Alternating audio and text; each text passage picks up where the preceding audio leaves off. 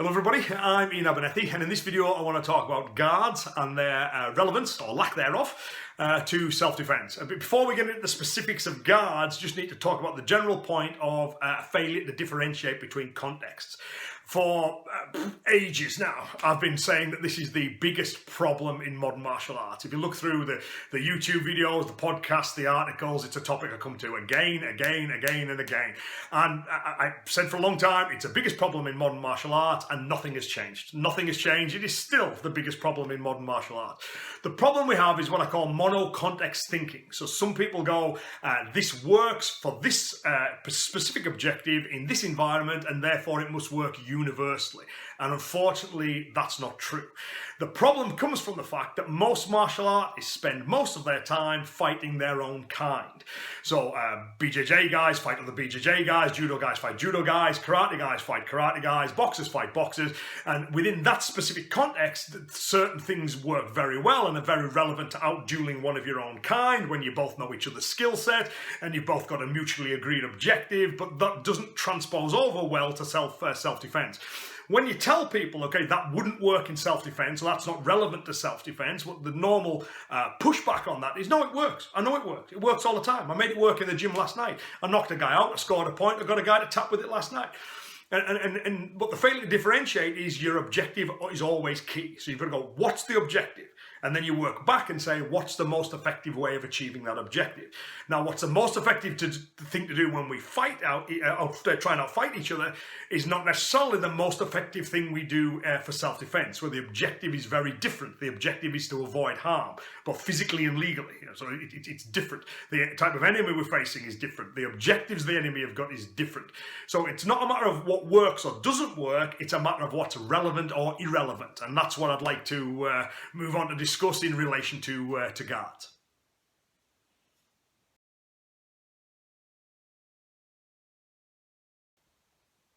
So what's a guard for, right? A guard is where we put our hands when they have nothing else to do.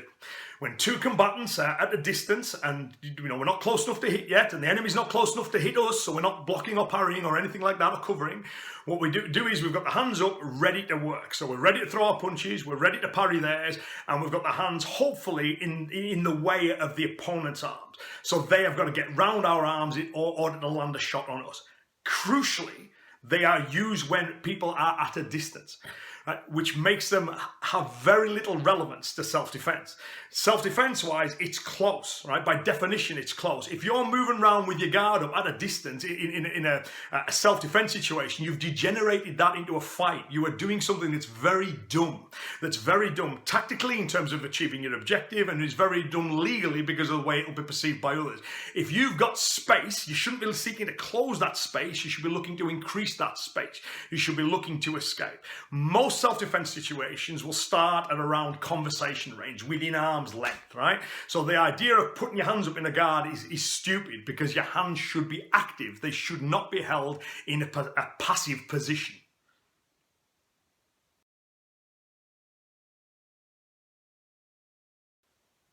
So if we are at close range and we don't want the hands to be passive, we don't want them in a guard, what should they be doing, right? Well, they should be active, and they've got two main roles. One is that they can clear the enemy's limbs out of the way. They can gain control of the enemy's arms. Now, this does two things. If I get my arm onto my enemy's arm, he can't throw a shot with that arm for that moment, and it opens up the path for my following strike. So rather than having your hand held up in a guard, and with the hand doing nothing, just effectively getting in the way if he happens to throw a punch at me, what I'm better doing is using my arm to control the enemy's limbs so he can't hit me, I can get a dominant tactical position, and I can land my shot.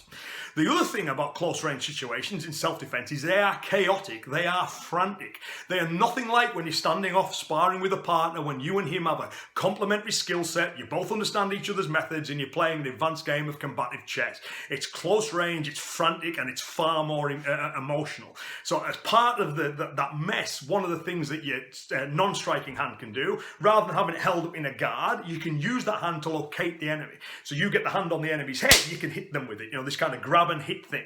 I can put my hand on his head so I know where he is, where I can hit the elbows. I can feel where he is. So in this ever-changing, very frantic, close-range, chaotic world, I can use my hands to create openings, and I can use my hands to locate where the enemy is through feel, both of which are a far more effective way of using your hands than having them in some kind of passive guard.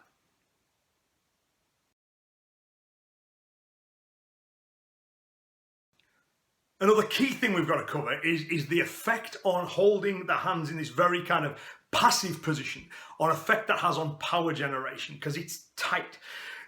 What you're far better doing for generating power is opening up a little. Now, if you open up a lot, you'll get a lot more power, but tactically that can be a big mistake, right? So when people are sparring, they go, no, you've got to keep your guard really tight because we don't want to let the enemy, find a gap for the shot. And that's right. That's absolutely right. That's exactly what you should do in a long, drawn-out mutual fight where you've both got symmetrical goals, you've both agreed to do it, you've both got complementary skill sets, and you're standing off and fighting.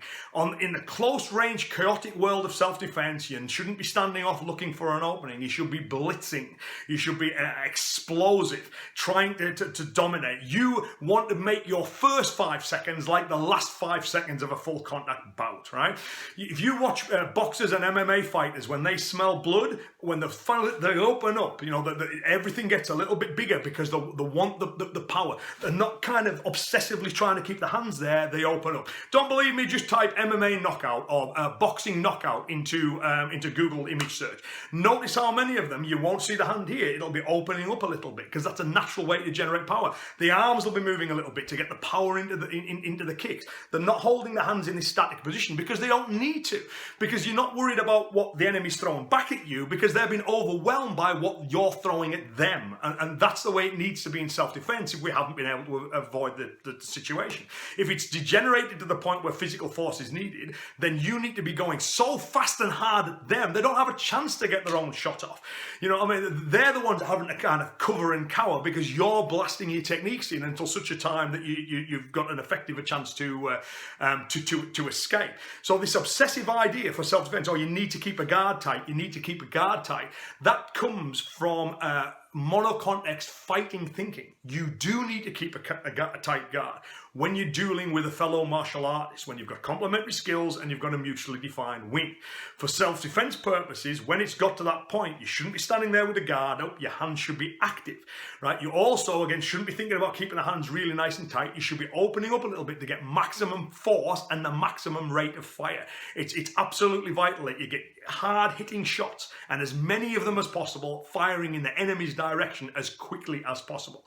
As I say, rather than thinking about how, if you're going to compare it, and it's always dodgy to do that, but if you're going to compare full contact fighting with self-defense, look at what they do in the last 10 seconds, the last 5 seconds, not what they do when they're just moving out and they're kind of testing each other up and they're looking for an opening. There, you should have a guard up. Look at the way that they fight in the last few seconds. Everything opens up, and that's how you should approach the first few seconds of a self-defense scenario.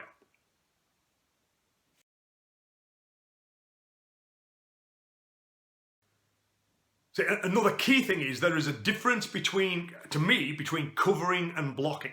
Right, so if the enemy is firing shots in towards you, these kinds of covers, very, very useful, very effective. Because of the close range and because you don't have complementary skills, blocking does not work very well in self-defense. You haven't got the range and you haven't got the cues in order to react effectively. Now, again, this comes down to mono-context thinking, because when people spar with people of their own style, they go, blocking works well, I block things all the time, and I do too. And when we're teaching sparring or fighting skills, then blocking is a big part of it, as guards are a big part of it.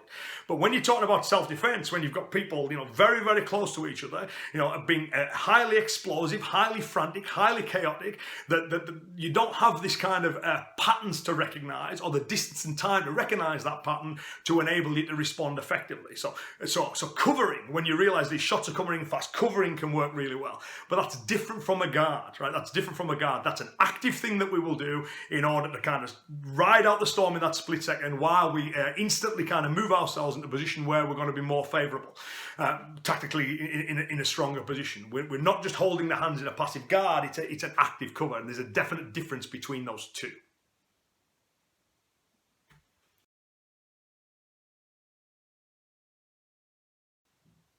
So in conclusion, if you're training for fighting, and my view is you should, martial arts are broad and there's lots of cool things that we can do with them, and I like training for the fighting stuff, and when I'm doing that, I talk about having a guard up, I talk about the kind of footwork, we talk about closing the gap, we talk about provoking trained responses, we talk about blocking, none of which has any relevance or very limited relevance to self-defense. You don't want the tight guard. You're too close for a guard in self-defense. Your hands should be put to active use. You should be clearing limbs or telling you where the enemy is. Don't want to again be too defensive in your thinking. Open up. Big power shots. Not wild ones, but don't restrict the power through trying to be obsessive with keeping a guard. And again, if you insist on making the comparison between combat sports and self-defense, look at how fighters act in, again, the last few seconds when they've smelt blood and they realize, okay, I can get a knockout here. They open up and they blitz. They absolutely blitz. And that's how you want to approach the first few seconds of self-defense when you realize, you can't be avoided. I haven't been able to preempt. I haven't got to escape. I've got to fight now. You've got to go fast and you've got to go hard. And the idea of keeping the hands in a passive guard is antithetical to both of those objectives. Okay, a guard is important when we fight.